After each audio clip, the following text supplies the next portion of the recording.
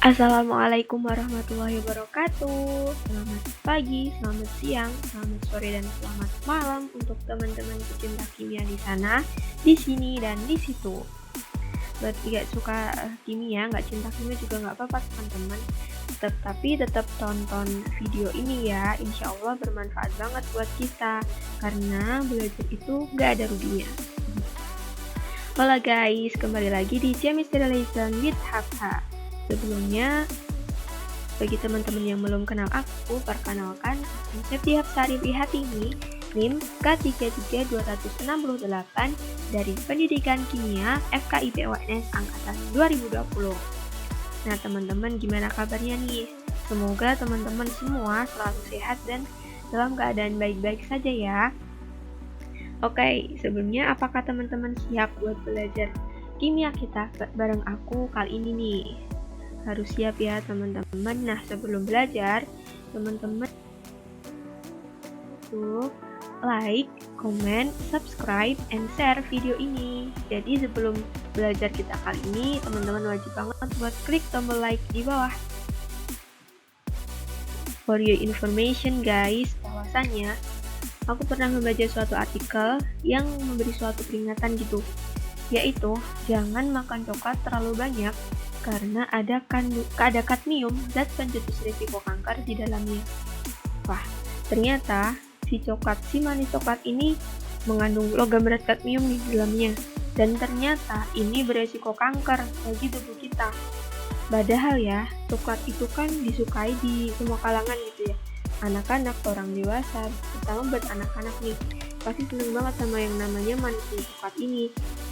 Biasanya kan juga dibuat jajan, terus dimakan buat cemilan, dikasih ke temennya, dikasih buat hadiah ulang tahun, dikasih ke sahabatnya, pokoknya gitu-gitu deh. Tapi, dibalik rasanya yang enak itu, hasil olahan dari biji kakao ini mengandung kadmium.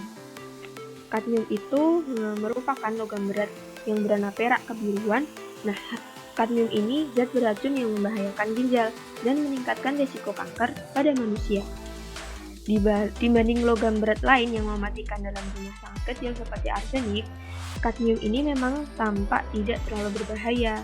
Tetapi ketika paparan kadmium ini dalam jangka panjang, walaupun jumlah kecil dapat lebih berbahaya karena zat kimia ini dapat terakumulasi di dalam tubuh dan memerlukan lebih dari 10 hingga 30 tahun untuk dicerna. Wah, ternyata si coklat ini juga lumayan berbahaya teman-teman. Nah, kandungan kadmium dalam coklat olahan yang dikonsumsi masyarakat sehari-hari bergantung pada proses pengolahan dan produsen coklat. Secara umum, kadar kadmium dalam coklat olahan sangat kecil karena ada proses pencampuran berbagai bahan seperti susu, gula, atau bahkan ada yang dikasih sirup juga ya teman-teman. Coklat itu ada proses pembuatan coklat olahan. Akan tetapi, meskipun kadar kadmium dalam coklat olahan itu sangat kecil, ketika memakan coklat dalam konsumsi yang berlebihan dalam jangka lama, itu akan meningkatkan kandungan kadmium di dalam tubuh. Sama aja ya teman-teman, meskipun kandungan kadmiumnya dikit pada coklat olahan, itu tetap aja ketika kita konsumsinya berlebihan dan terus-menerus itu dalam jangka lama dapat meningkatkan kandungan kadmium di dalam tubuh. Gimana bisa coklat itu bisa mengandung logam berat kadmium? Nah, sebenarnya tumbuhan itu dapat menyerap dan mengakumulasi kadmium dari air dalam tanah. Tanaman coklat misalnya itu dapat menyerap kadmium itu melalui akar dan menyimpannya di daun dan biji coklat. Nah, penyerapan ini dapat dipengaruhi oleh keasaman tanah atau pH dan jumlah kadmium yang tersedia dalam tanah. Oleh karena itu, lokasi geografis dapat mempengaruhi kandungan kadmium dalam tanah. Tanah vulkanik misalnya, dapat mengandung kadmium dalam jumlah yang lebih tinggi. Namun, selain itu, pencemaran lingkungan dan penggunaan pupuk yang mengandung kadmium secara berlebih juga merupakan faktor yang mempengaruhi kadar kadmium dalam tanah. Sehingga dalam coklat itu tadi bisa mengandung coklat yang berasal dari biji kakao itu bisa mengandung kadmium itu tadi. Nah, tahukah teman-teman bahwasannya keracunan logam berat kadmium itu tidak hanya terjadi karena ketika mengonsumsi coklat yang berlebihan, tetapi juga karena udara di lingkungan sekitar kita. Bahwasannya kasus keracunan kadmium itu kebanyakan dari menghisap debu dan asap kadmium, terutama kadmium oksida. Nah, asap kadmium ini kebanyakan ada di asap rokok. Nah, gejala yang ditimbulkan dari keracunan kadmium ini dalam beberapa jam setelah menghisap, korban itu akan mengeluh gangguan nafas, gusi, muntah, kepala pusing, dan sakit pinggang. Nah, jadi what we will learn today setelah kita membahas mengenai coklat-coklat tadi yang mengandung kadmium.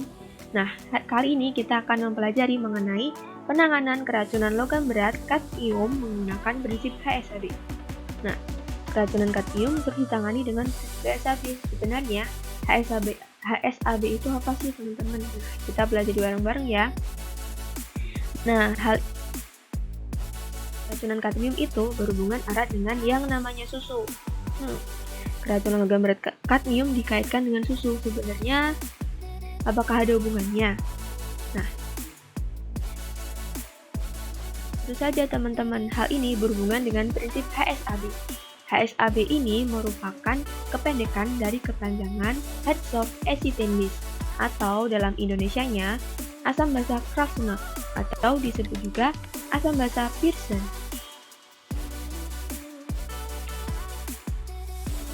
Asam basa Pearson ini dikemukakan oleh Pearson pada tahun 1960. Yang mengemukakan mengenai polaritas, ukuran, dan bentuk. Nah, Pearson ini menjelaskan mengenai asam basa keras, di mana asam basa keras itu merupakan asam basa yang elektron valensinya sukar terpolarisasi atau terlepaskan. Kelompok asam keras ini adalah ion-ion logam yang berukuran kecil, namun bermuatan positif besar. Elektron terluarnya tidak mudah dipengaruhi oleh ion dari luar sehingga sukar untuk terpolarisasi tadi atau terlepaskan.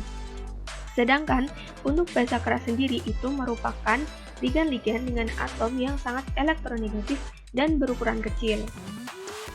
Kemudian sedangkan untuk asam basa lunak menurut yang dikemukakan oleh Pearson itu merupakan asam basa yang elektron valensinya itu mudah terpolarisasi atau kebalikan dari asam basa keras ya tentunya teman-teman, yaitu mudah terpolarisasi itu artinya mudah untuk terlepaskan, di mana kelompok asam lunak itu sendiri merupakan ion-ion logam yang bermuatan besar, kecil ataupun nol, dan elektron terluarnya itu mudah dipengaruhi oleh ion lain atau tingkatnya itu mudah terpolarisasi.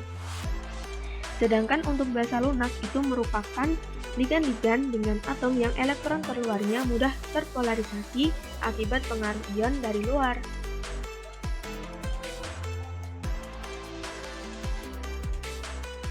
Nah, berikut ini merupakan ciri-ciri dari asam basa keras dan asam basa lunak. Untuk asam basa keras, ciri-cirinya: bilangan oksidasinya tinggi, polaritasnya rendah, elektronegativitasnya tinggi, dan jari-jari atomnya kecil. Sedangkan untuk asam basa lunak tentunya kebalikan dari asam basa keras. Yang pertama, bilangan oksidasinya rendah. Kedua, polaritasnya tinggi. Ketiga, elektronegativitasnya rendah. Dan terakhir, jari-jari atom besar. Kemudian, ada juga yang namanya asam basa keras intermediate atau asam basa intermediate atau asam basa yang berada di daerah batas. Tentunya untuk ciri-cirinya yang sedang-sedang di antara asam basa keras dan asam basa lunak. Nah, selanjutnya yaitu prinsip HSAB atau Heads of Acetate Base, di mana yang menjelaskan bahwasannya ketika asam keras dipertemukan dengan basa keras itu akan berinteraksi secara ionik. Sedangkan ketika asam lunak bertemu dengan basa lunak itu akan berinteraksi dan membentuk ikatan kovalen. Nah, interaksi antara asam keras dan basa keras yang secara ionik ini akan membentuk suatu garam yang stabil. Sedangkan interaksi antara asam lunak dengan basa lunak yang membentuk ikatan kovalen ini akan membentuk garam yang stabil, gitu. Nah, konsep dari HSAB ini dapat menjelaskan kestabilan senyawa. Konsep Heads of Acetate Base dapat meramalkan terjadi atau tidaknya suatu reaksi. Asam lunak asam lunak itu bereaksi lebih cepat dengan basa lunak dan membentuk ikatan yang kuat, yaitu ikatan kovalen. Sedangkan asam keras itu bereaksi lebih cepat dan membentuk ikatan yang kuat dengan basa kuat, yaitu basa keras, yaitu ikatan ionik. Berikut ini merupakan asam basa keras, asam basa intermediate, dan asam basa lunak yang sudah dikelompokkan oleh Pearson. Jadi Pearson ini sudah mengelompokkan asam basa itu berdasarkan kelas-kelasnya. Ada asam basa keras, asam basa intermediate, dan asam basa lunak. Untuk asam keras nih, contohnya ada H+, Li+, Na+, K+, Be2+, Mg2+, Ca2+, Sr2+, dan lain sebagainya, sehingga ada yang molekul ikatan hidrogen. Sedangkan untuk basa keras itu ada H2O, NH3, N2H4, F-, Cl-, OH-, ROH, dan lain sebagainya. Kemudian untuk asam intermediate atau asam yang berada di daerah batas, ada Fe2+, CO2+, Ni2+, Cu2+, Zn2+, Sn2+, Pb2+, dan lain sebagainya. Kemudian untuk basa yang berada di daerah batas atau basa intermediate, ada C6H5NH2, N3, N2NO2-, Br-, SO3-2-. Kemudian untuk asam lunak, contohnya ada Cu+, Ag+, Au+, CH3Hg+, Ag2+, Ag2+, CD12, PD12, dan lain sebagainya.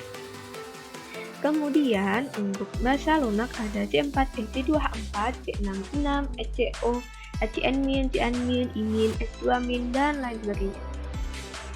Nah, ini tadi contoh dari asam basa keras, intermediate, dan lunak yang dikemukakan oleh Pearson. Nah, contohnya nih, contoh dalam kehidupan kita sehari-hari asam basa lunak. Nah, kadmium itu merupakan asam lunak. Kadmium yang menjadi penyebab keracunan kadmium tadi ya teman-teman, karena mengonsumsi terlalu banyak coklat dan terpapar udara yang mengandung kadmium oksida. Nah, kadmium itu sendiri merupakan logam berat yang termasuk atau tergolong dalam asam lunak yang sudah dikelompokkan oleh Pearson. Sedangkan susu itu merupakan basa lunak menurut Pearson karena mengandung ion RS-. Nah, gimana bisa keracunan kadmium dapat diatasi dengan susu? Kok bisa? Ada hubungannya dengan prinsip SAB atau heads of acid and base yang udah aku jelasin tadi.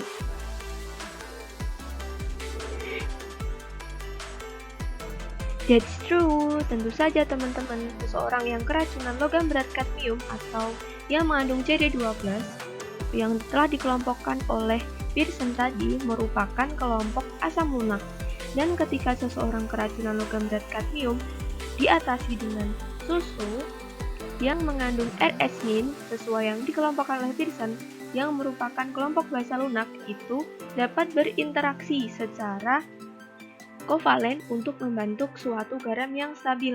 Nah, hal ini sesuai dengan prinsip ASAB, di mana ketika logam berat kadmium yang merupakan asam lunak itu berinteraksi dengan susu yang merupakan basa lunak, susu itu mampu menetralisasi atau mengeluarkan racun logam berat kadmium di dalam tubuh, sehingga seseorang racun kadmium itu bisa keluar dari dalam tubuh manusia.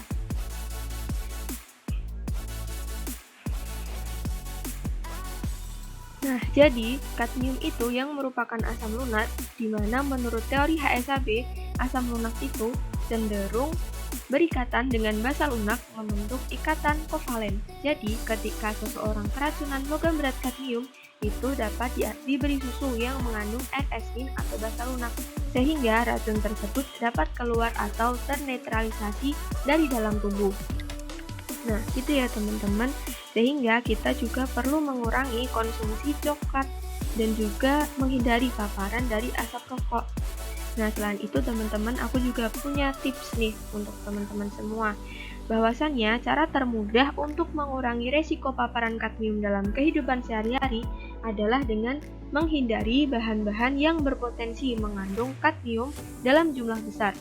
Misalnya dengan membatasi konsumsi coklat, juga kerang-kerangan yang diambil dari perairan yang tercemar, tanaman yang dipanen dari tanah yang tercemar, atau menghindari rokok dan asap rokok untuk menghindari kadmium melalui udara. Nah, tingginya jumlah kadmium dalam berbagai bahan makanan yang kita temui sehari-hari disebabkan oleh pencemaran lingkungan.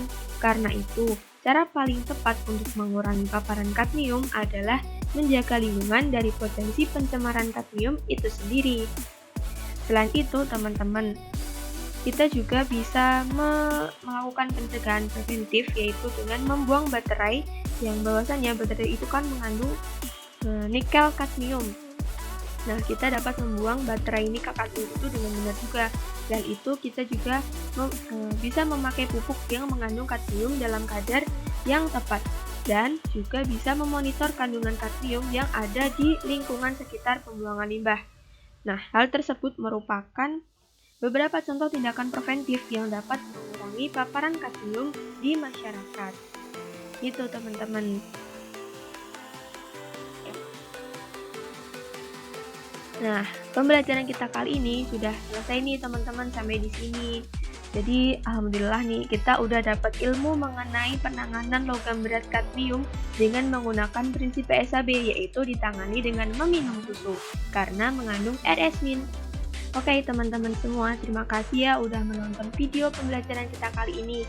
Semoga apa yang kita pelajari bareng-bareng ini tadi dapat bermanfaat bagi teman-teman dan menjadi seseorang yang lebih baik lagi untuk kedepannya, tentunya yang lebih memperhatikan kesehatan ya.